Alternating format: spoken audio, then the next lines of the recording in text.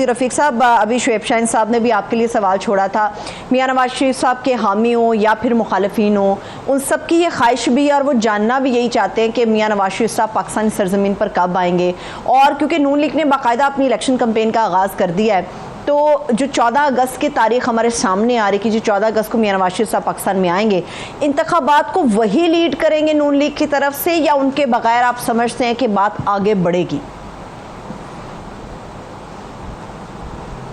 शुक्रिया जी, मेरे इन दोस्तों को भी सलाम दीजिएगा। अब सवाल इन्होंने सिर्फ एक नहीं छोड़ा कि मियां नवाज शरीफ साहब कब आएंगे, इन्होंने बहुत से सवालात माजी के हवाले से भी कर दिए, जो वो सवालात के जवाबात भी आ गए, लोगों ने भी देख लिया, सारा कुछ देख लिया।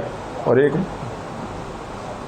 तो वो सारा कुछ इन्होंने देख लिया। मियां नवाज शरीफ साहब के बारे में क्यों फिक्रमंद है, हमारी पार्टी जाने, हमारा कायद जाने। और माशाल्लाह हमारी पार्टी बड़ी मुतहरक है, हमारी पार्टी यहाँ चल रही है, वो भी आएंगे इंशाल्लाह और इलेक्शन कैंपेन को लीड करेंगे। अब इख्तलाफी बातें या मैं कुछ कहूँ तो उसका फिर जवाब आए, या मेरे दोस्तों ने कुछ कहा तो उसका जवाब आए, तो इसी तरह से सियासत अगर हम लोग चलाते रहे, एक दूसरे को इल्ज़ाम तराशी करते रहे, या कुछ हकायक भी होंगे, हमारी बातों में भी कुछ हकायक होंगे, कुछ हमारे दोस्तों की बातों में भी हकायक होंगे, तो आगे बढ़ना चाहिए। आइन में वक्त दर्ज है असम्बली का, उसकी मुद्दत का, और उसके बाद प्राइम मिनिस्टर साहब ने कह दिया है कि अगस्त में हमारी म्याद ख़त्म हो रही है, हम हुकूमत छोड़ देंगे। तो मेरा ख्याल है इसमें किसी तौसीक़ का सवाल ही नहीं पैदा होता और इलेक्शन अपने मुकर्रर वक्त पर होंगे।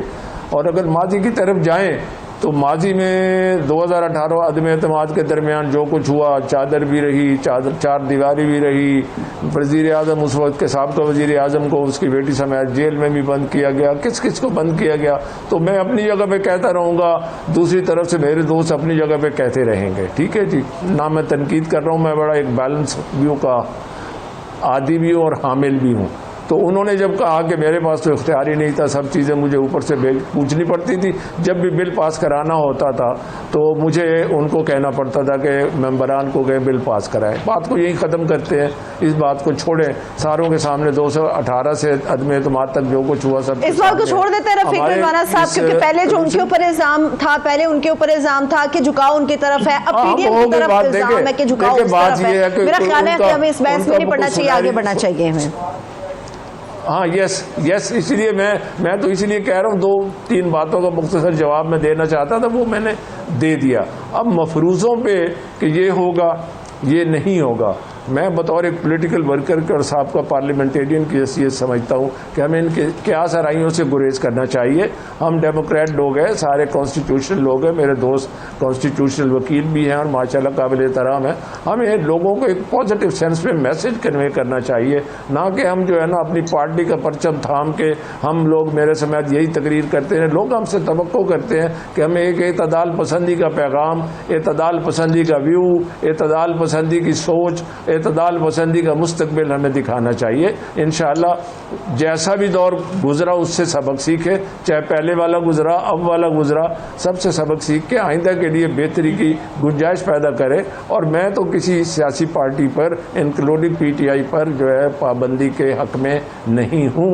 पॉलिटिकल पार्टी है, पॉलिटिकल लीडर हैं, अगर उन पर जो मुकदमात में उनमें जहाँ वो बेगुनाह होंगे बरी हो जाएंगे, जहाँ में कोई खुदा न खास्ता उन पे साबित होता है और वो चीज़ें सामने हैं, 9 मई का वाक़या भी है, जो भी चीज़ें हैं, जिसने जो किया है उसको स्पेयर नहीं करना चाहिए, जिसने कुछ नहीं किया, पॉलिटिकल वर्कर हो कोई हो, उस पर ज़्यादती नहीं होनी चाहिए। मैं पॉलिटिकल वर्कर के तौर पर बड़ी खुली बात करता हूँ और इंशाअल्लाह मेरे ख्याल में, हम तो तैयारी कर रहे हैं, मेरे ख्याल में इलेक्शन वक्त पर होना चाहिए, लेवल फील्ड होना चाहिए, ना कि आरटीएस सिस्टम बैठ जाए, ना कि वोटर लिस्टों में गड़बड़ हो जाए और ना कि मैनूवर किया जाए। इस तरह से अगर चलते रहे, इल्ज़ाम तराशी चलती रही, इलेक्शन से पहले एतराज़ होते रहे, इलेक्शन से पहले ही इलेक्शन को अगर मुतनाज़ बना दिया गया तो फिर ये निज़ाम नहीं चल सकता, फिर ये बड़े अफसोस की बात है। अल्लाह करे पाकिस्तान चलता रहे, जिस माशी मुश्किलात का शिकार है, किसी पर इल्ज़ाम धरे बगैर, मैं कहता हूँ इस वक्त जो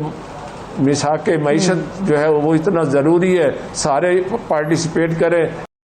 को इलेक्ट करते हैं लोग तो बिस्मिल्लाह करें, मगर ये बात है पुराने तजर्बात, तलख तजर्बात या कोई अच्छे तजर्बात को सामने सही है, सही है। आपकी गुफ्तगू में रफीक रजवाना साहब सारी चीजें आपने बिल्कुल बजा फरमाई हैं, सारी चीजें आपके रफीक रजवाना साहब बिल्कुल बजा हैं, मगर आपने ये जो कहा ना कि लेवल प्लेइंग फील्ड होना चाहिए, हर शख्स जो है इस टर्म की अपने तरीके से तारीफ करता है, इसकी तफसील बताता है, वजाहत इसकी पेश करता है। रफीक रजवाना साहब मुझे ये बताइएगा कि किसी सतह पर आपकी पार्टी के अंदर क्या ये बात ज़ेर बहस आई या आ सकती है कि इस्तेहकाम पाकिस्तान पार्टी के साथ कुछ सीटों के ऊपर आप लोग एडजस्टमेंट कर लें? और मरदमशुमारी के हवाले से जो यासार साहब कह रहे हैं अभी कुछ वाज़े नहीं कि किस मरदमशुमारी के तहत आम इंतखाब के अंदर जाएंगे, तो ये तो एक और यहाँ पे पिंडोरा बॉक्स खुल जाएगा कि पहले कहा गया नई मरदमशुमारी होनी चाहिए, फिर होने लगी, फिर पंजाब और KP के इलेक्शन आड़े आ गए, फिर अब पुरानी मरदमशुमारी से ही किस्सा आगे बढ़ेगा। तो आप लोगों की पार्टी के अंदर सोच क्या है इस वक्त?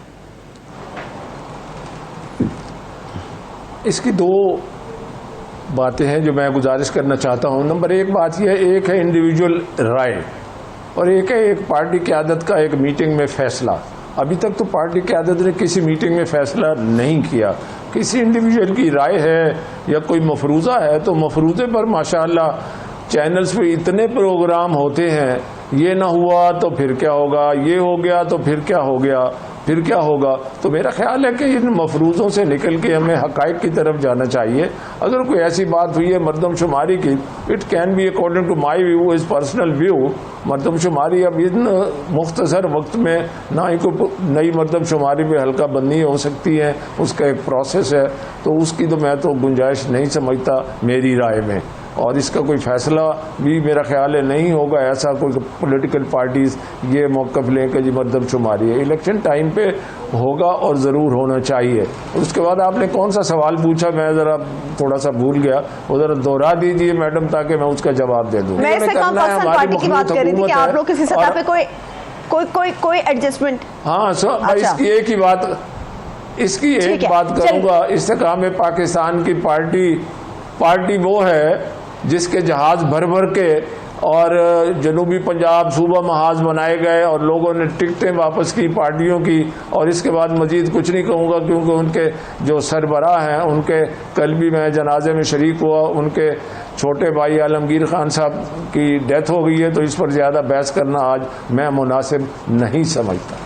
आरिफ चौधरी साहब ने ये जो बात की है ना रफीक रजवाना साहब, ये बड़ी संगीन है अपनी हैसियत के अंदर। पहली बात तो ये कि उन्होंने बहुत सी बातें की है, मेरे दोस्त हैं, कौन सी बात का जवाब देना चाहते हैं? मैंने पहले आपसे यही आपके सामने मैं रफीक रजवाना साहब मेरे पास वक्त कम है, मैं प्लीज चाह रही हूँ कि आप मुझे बता दें आप लोगों की जमात के अंदर ये जो बयानिया लेवल प्लेइंग फील्ड का क्या है, इसकी तारीफ जरा वजाहत करें आप, क्या है ये? देखें, सबसे पहले तो ये मियां नवाज शरीफ साहब और मरियम नवाज साहिबा जेल में थी 2018 के इलेक्शन में। लेवल प्लेइंग फील्ड है, सारी पार्टी को इजाजत है, कौन सी रुकावट है? क्या PTI के खिलाफ कोई ऐसा फैसला है जिसमें they have been stop to participate in the election? और मियां stop to participate in the election, मियां नवाज शरीफ आएंगे, जरूर आएंगे, उनसे क्यों आप लोग क्या चाहते हैं? आप लोग चाहते हैं कि आप लोग चाहते हैं तरीके से आपके चेयरमैन को इलेक्शन से बाहर कर दिया जाए? 190 मिलियन पाउंड के पैसे ये कहाँ गए? तोशाखाना कहाँ गया? इलेक्शन कमीशन तोशाखाना का फैसला करे तो B टीम, इलेक्शन कमीशन अगर फॉरेन फंड का फैसला करे तो B टीम। भाई इंसाफ की बात करें, हम तीनों वकील हैं, चारों, इंसाफ की बात करें, आइन की बात करें, पॉलिटिकल पार्टीज की बात बाद में आती है।